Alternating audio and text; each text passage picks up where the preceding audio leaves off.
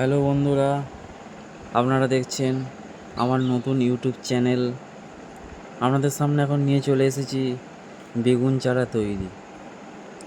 আপনারা দেখছেন এই সুন্দরভাবে আমার বেগুন চারাটি তৈরি করা হয়েছে।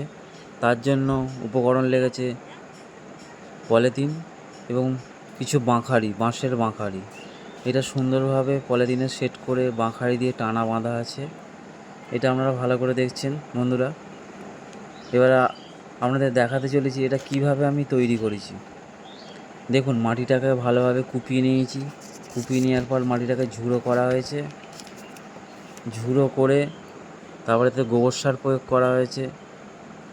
গোবর সার প্রয়োগ করার পর তারপর বীজটাকে আমরা রোপণ করেছি। বীজটা রোপণ করার 5 দিনের মাথায় অঙ্কুর বের হয়েছে বেগুন চারাটি। অঙ্কুর বেরোনোর সাথে সাথে আমি এই বেগুন চারাটিকে সাপ ওষুধ প্রয়োগ করেছি। এই যে বন্ধুরা, আপনারা দেখছেন সাপ ওষুধ দেওয়ার কিছুদিন পর আমি এটাতে কপার অক্সিক্লোরাইড বলে এই ওষুধটি প্রয়োগ করেছি।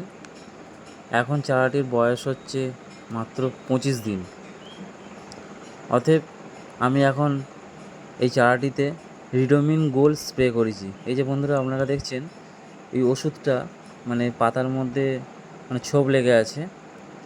এই ওষুধটা না প্রয়োগ করলে ধসা চলে আসবে।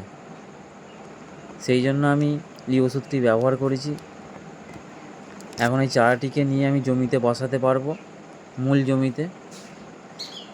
দেখতে পাচ্ছেন বন্ধুরা, যদি আমার চ্যানেলটিকে ভালো লাগে অবশ্যই লাইক, কমেন্ট ও শেয়ার করে দেবেন এবং আমার চ্যানেলটিকে সাবস্ক্রাইব করে দেবেন। ধন্যবাদ।